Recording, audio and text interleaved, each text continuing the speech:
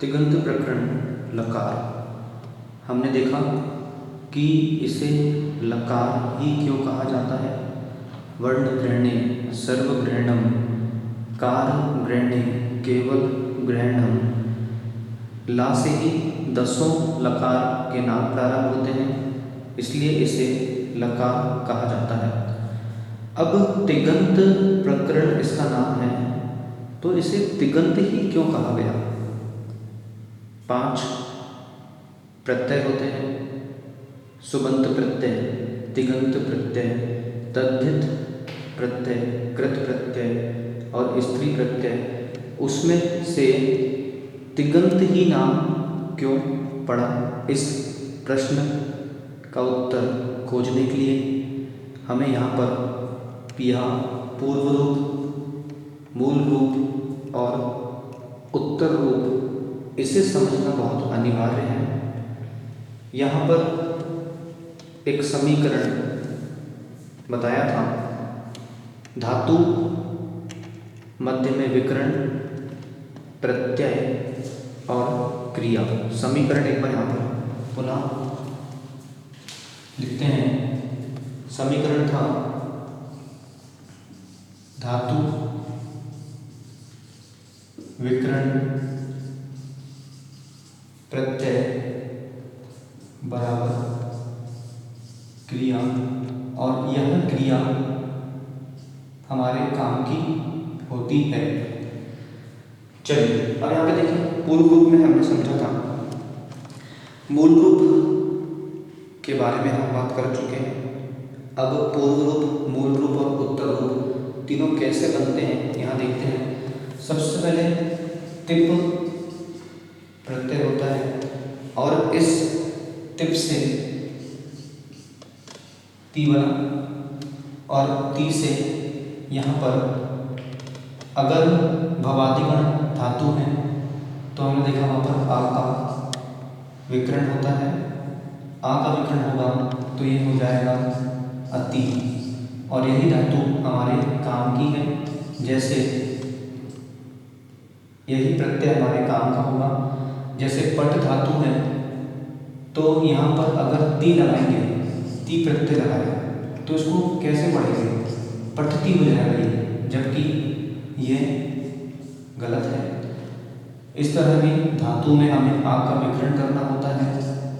पट धन आ धन ती, और आ जो है वो ठा से सहित होता है, ये ठा होता है तब जाके यह बनता है पठती। विकरण के लिए हमने सूत्र पढ़ा था, अनविकरण कर्तृ, अर्थात कर्ता में अनविकरण होता है। तो यहाँ पर अविकरण को लेते हुए हम धातु उत्तर रूप तैयार कर रहे हैं। यहाँ पे से यही कहा जा सकता है विकरण सहित। विकरण सहित धातु जो है वही धातु हमारे लिए कार्यकारी है। बाद में हमें पुनः पुनः विकरण लगाने की आवश्यकता ना हो, इसलिए इस उत्तर रूप में हम ऐसा कर सकते हैं, विकरण जोड़ने के बाद उत्तर रूप बनता है। तो तिप, तिप से ती बना, ती से अति बना। यहाँ पर पूर्व रूप में है तस, ये परस्मैपदी है और नीचे आत्मनेपदी है। ये हम देख चुके हैं, 9 परस्मैपदी और 9 आत्मनेपदी। तस, तस से तस ही रहा, और वहाँ पे अविकरण लगाया।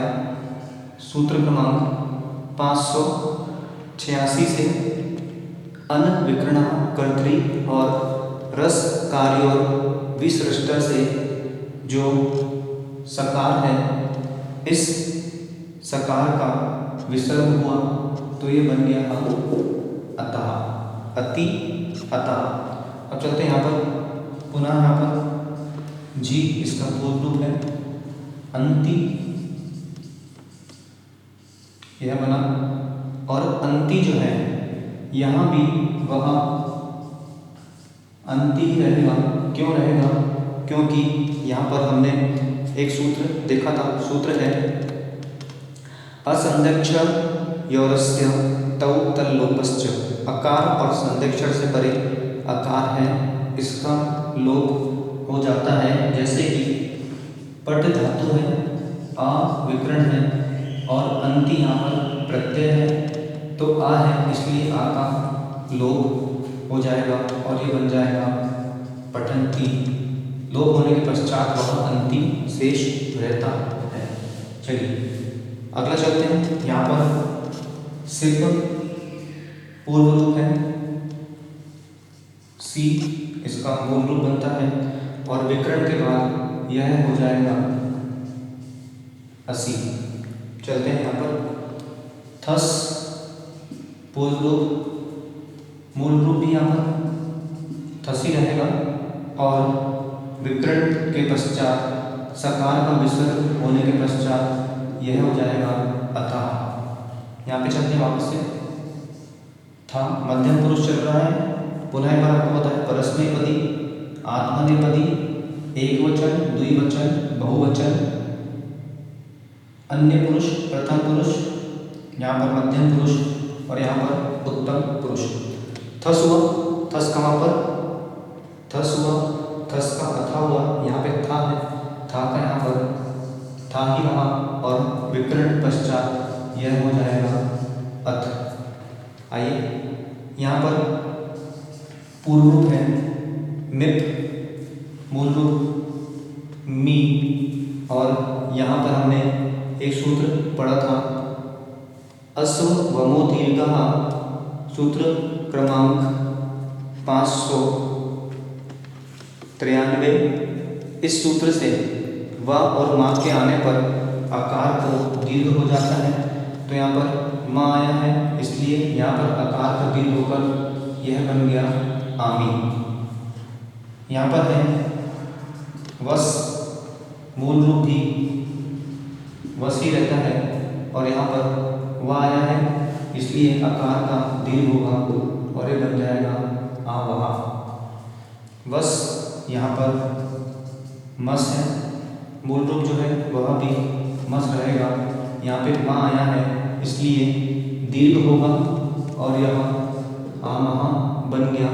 यहाँ पे सूत्र क्रमांक 593 लगा अश्व वमो दीर्घः, व माँ के आने पर आकार का दीर्घ होता है और अन विकर्ण कर्तृ अर्थात कर्ता में अन आ का विकर्ण हुआ। तो यहाँ पर हमारे काम की जो धातु है वह है अति अतः अंति, अस्सी अतः अथ, आमी आवा आमा। जो 180 प्रत्यय हमने पढ़े हैं लकार प्रकरण में, प्रत्येक लकार के 18 ऐसे 10 लकार होते हैं और 10 लकार में एक में 18 प्रत्यय होते हैं। ऐसे 180 प्रत्यय जो हैं उन 180 प्रत्ययों का हमें इस तरह यह उत्तर रूप तैयार करना होगा ताकि सीधा धातु के साथ यह उत्तर रूप मिलकर क्रिया बन सके। चलते हैं आत्मनेपदी की ओर। यहाँ पर है ता,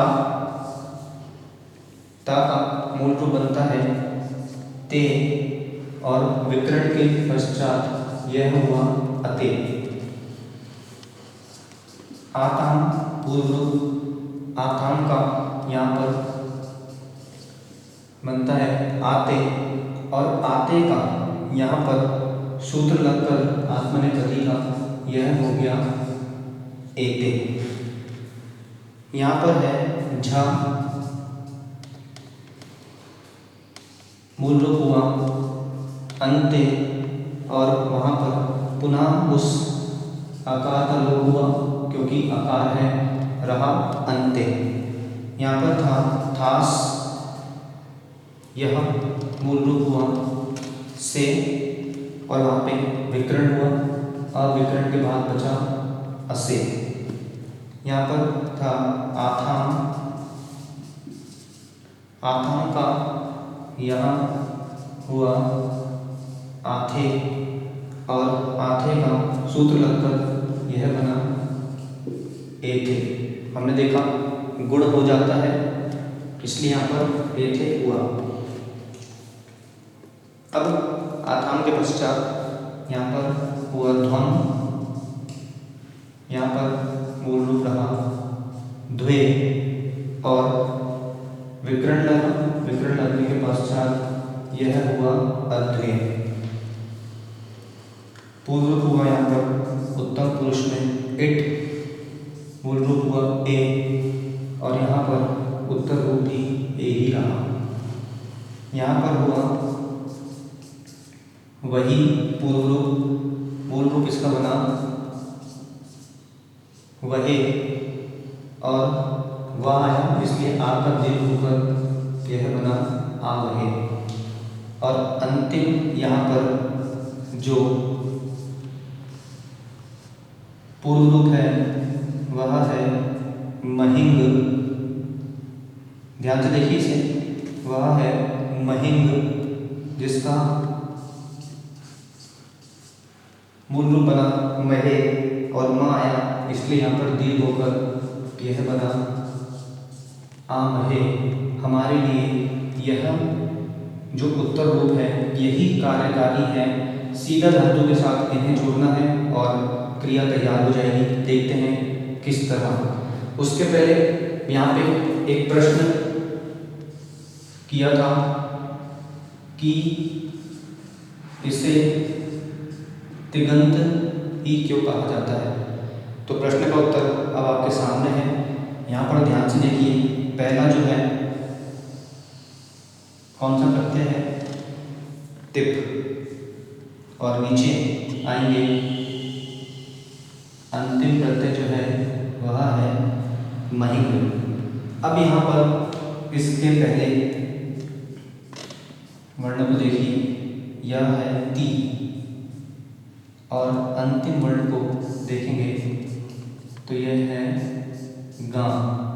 ठीक है, तो पहला वर्ण क्या है, ती, और अंतिम वर्ण है गा। ये अंत में है और आ से गा सहित होता है, तो व्यंजना स्वरम परवर्णम नए सूत्र से ये बना गा, इसलिए यह बनता है तिगंत, ती प्रारंभ में और गा अंत में, इसलिए इसे कहा जाता है तिगंत प्रकरण। आइए, प्रश्न का उत्तर आपको मिला। अब यहाँ पर देखते हैं कि जो उत्तर रूप है,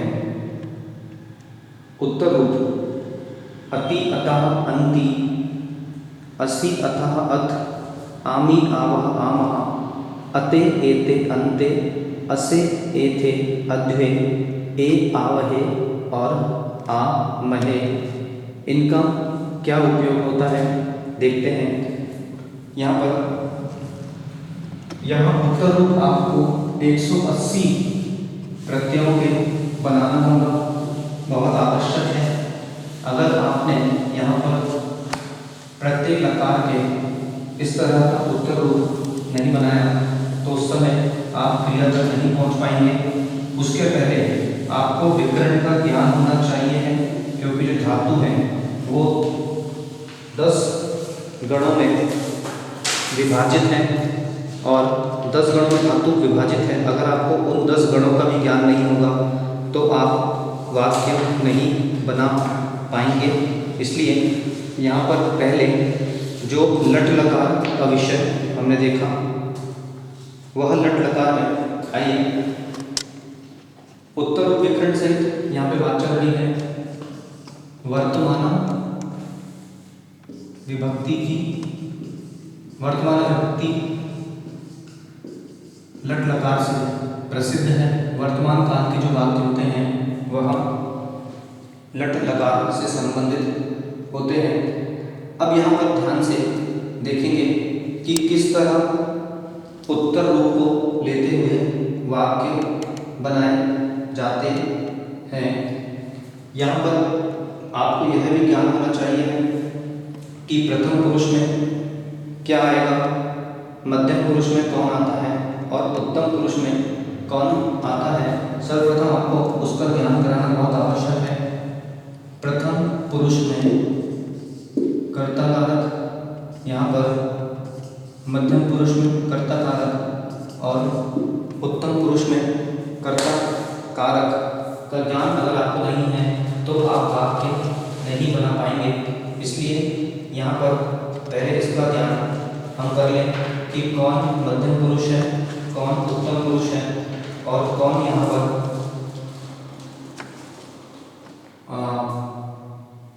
प्रथम पुरुष अर्थात अन्य पुरुष है। उसके लिए सर्वप्रथम हम चलते हैं प्रथम पुरुष की ओर। प्रथम पुरुष में अगर पुल्लिंग है तो वहाँ पर सह आता है कर्ता में। प्रथम पुरुष में अगर स्त्रीलिंग है तो वहाँ पर सा का प्रयोग करेंगे। प्रथम पुरुष में अगर द्विवचन है तो पुल्लिंग में तव का प्रयोग करेंगे। अगर एक वचन है, अगर द्विवचन है और स्त्रीलिंग है तो ते का प्रयोग करेंगे। प्रथम पुरुष में अगर बहुवचन है, पुल्लिंग है तो ते का प्रयोग करेंगे और अगर बहुवचन है और स्त्रीलिंग है तो ताहा का प्रयोग करेंगे। मध्यम पुरुष में, मध्यम पुरुष में एक वचन त्वम, मध्यम पुरुष में द्विवचन युवाम और मध्यम पुरुष में बहुवचन यूयम। उत्तम पुरुष में एक वचन अहम, उत्तम पुरुष में द्विवचन आवाम और उत्तम पुरुष में बहुवचन बनता है वयम। इस तरह यहाँ पर हमने एक और यहाँ चार्ट तैयार किया। चलिए अब ध्यान से देखेंगे, बिल्कुल ध्यान से एकाग्र चित्त होकर यहाँ पर एक धातु लेते हैं और उस धातु को कैसे क्रिया रूप बनाते हुए कैसे वाक्यों का निर्माण होता है यह समझेंगे। एक सरल सी धातु यहाँ पर लेते हैं। धातु हमने ली पठ, धातु यहाँ लिखते हैं, धातु यहाँ ले रहे हैं हम पठ, जो कि पढ़ने अर्थ में होती है।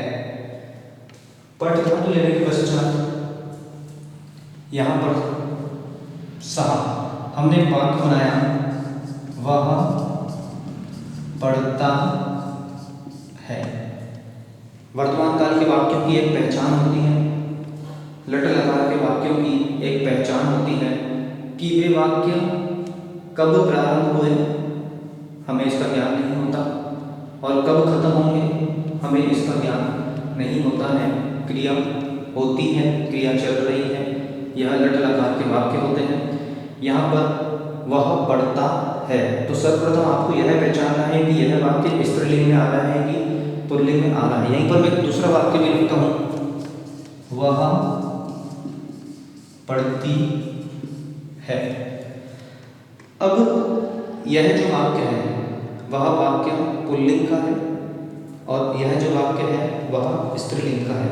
मैंने आपको यहाँ पे बताया कि अगर पुल्लिंग है तो प्रथम पुरुष में सह आएगा और स्त्रीलिंग है तो सा आएगा। तो यहाँ पर वाक्य का प्रारंभ किया वह से तो यह बना सहा और वह पढ़ती है तो क्या होगा सा।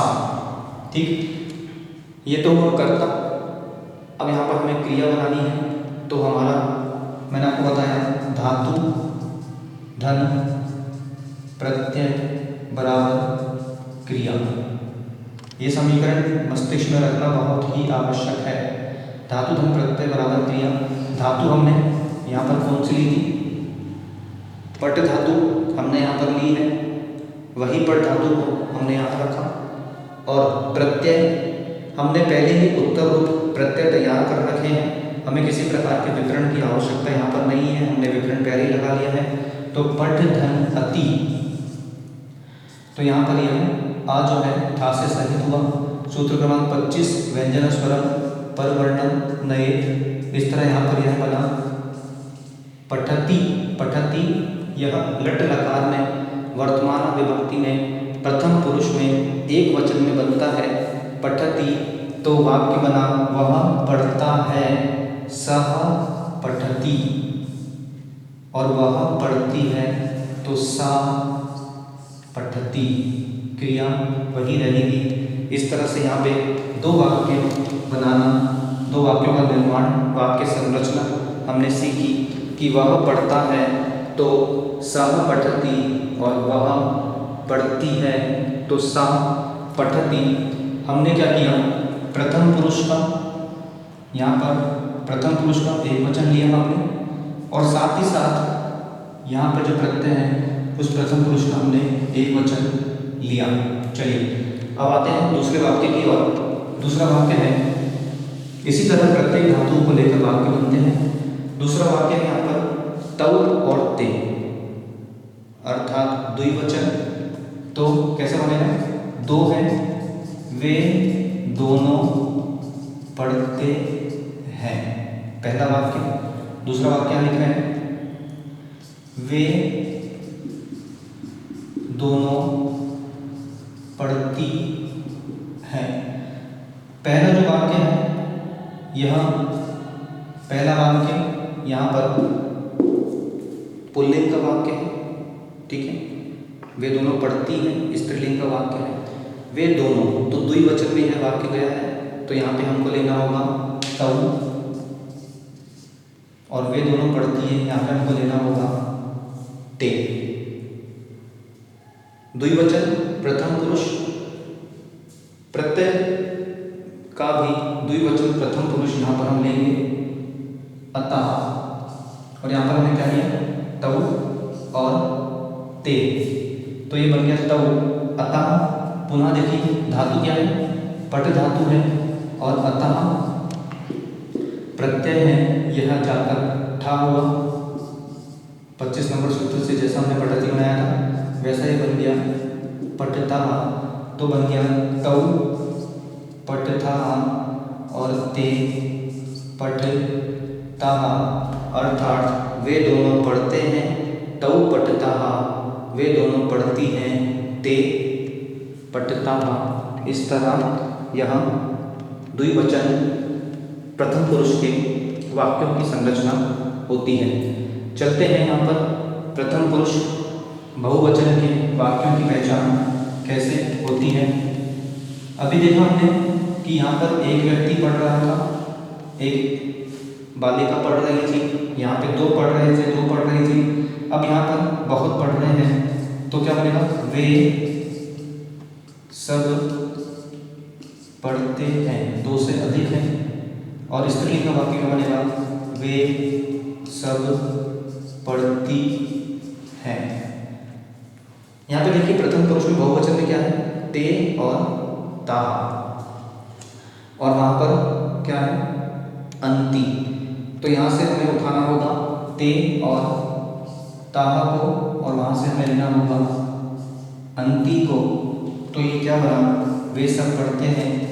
तो ते पट धातु है, पट धातु में अंति से सहित करेंगे तो यहाँ पर कैसा बनेगा, विकर्ण हम कर चुके हैं, आकार का लोप हम कर ही चुके हैं, उत्तर रूप केवल हमारे पास यहाँ पे तैयार है।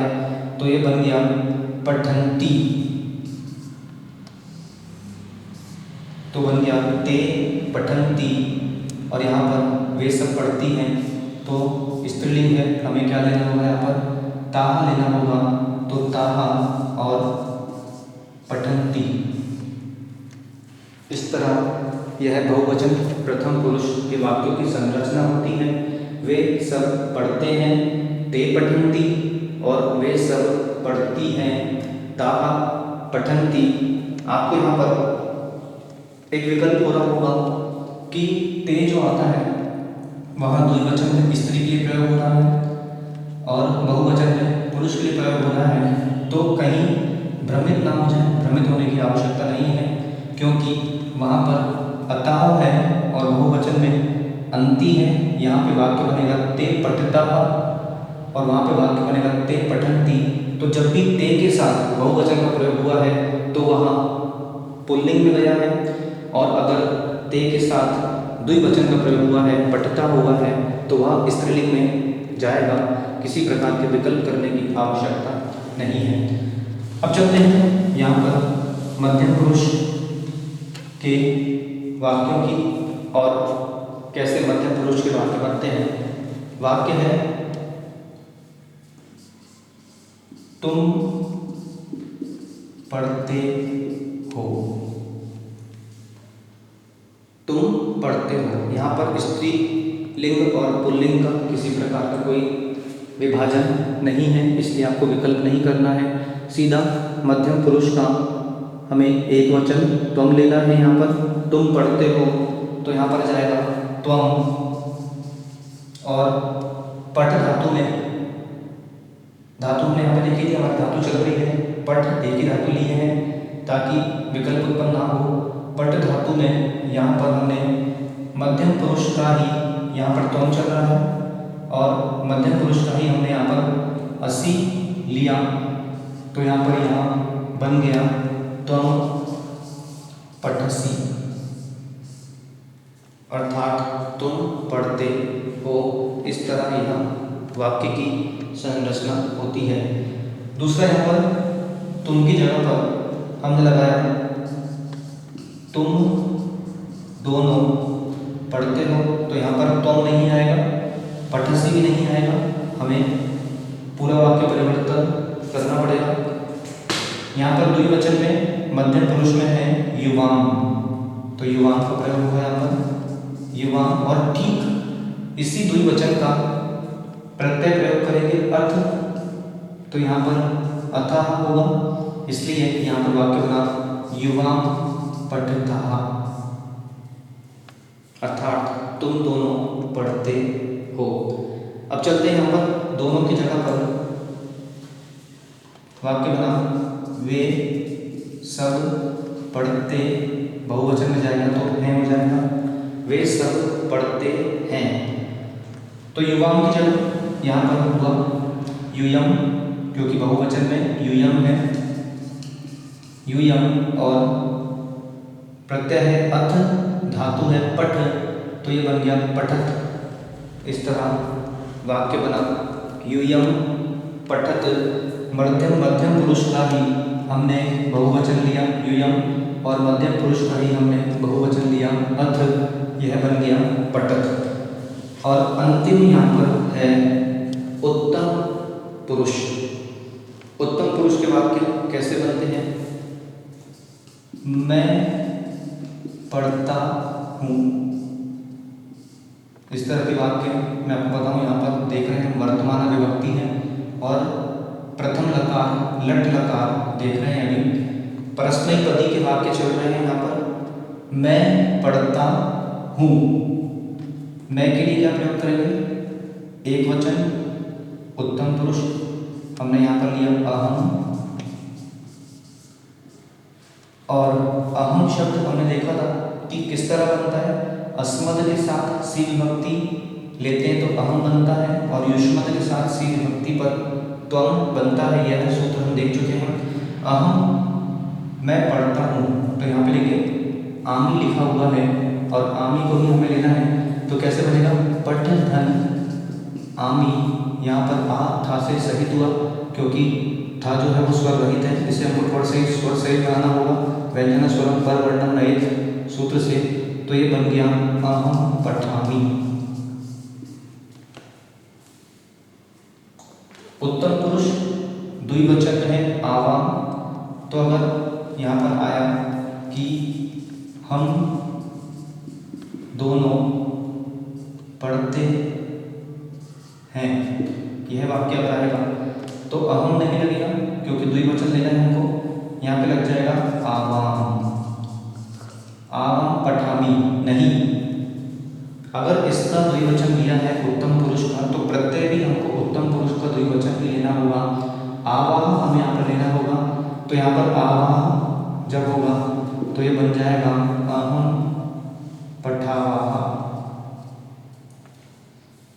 और वयम है, मतलब वाक्य बदला, हम सब पढ़ते हैं या हम पढ़ते हैं, एक ही बात है, हम पढ़ते हैं या हम सब पढ़ते हैं। तो आवाम पठावा नहीं होगा, आवाम की जगह हमें उत्तम पुरुष का बहुवचन लेना होगा, वयम लिया। और पठावा नहीं होगा, उत्तम पुरुष का ही भाई वो बहुवचन में लेना होगा, आम। तो ये बन गया वयम पठामहा।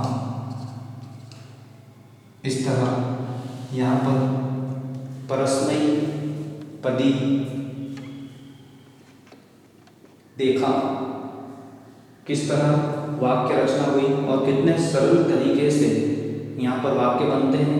केवल आपको यहाँ पर कर्ता ज्ञात होना चाहिए और साथ ही साथ उत्तर रूप ज्ञात होना चाहिए है। आत्मनेपदी के वाक्य भी बनते हैं।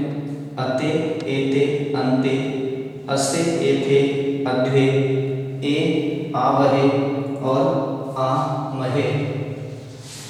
आत्मनेपदी में भी पहली बात परस्मैपदी हमने देखा और आत्मनेपदी मैंने आपको पहले ही इसकी परिभाषा बताई है कि परस्मैपदी और आत्मनेपदी में जो भिन्नता आ रही है वो भिन्नता इसलिए आ रही है क्योंकि परस्मैपदी जिन क्रियाओं का फल कर्ता को छोड़कर अन्य को मिलता है उन्हें परस्मैपदी धातु कहते हैं और जिन क्रियाओं का फल सीधा कर्ता पर पड़ता हो उसे आत्मनेपदी धातु कहते हैं।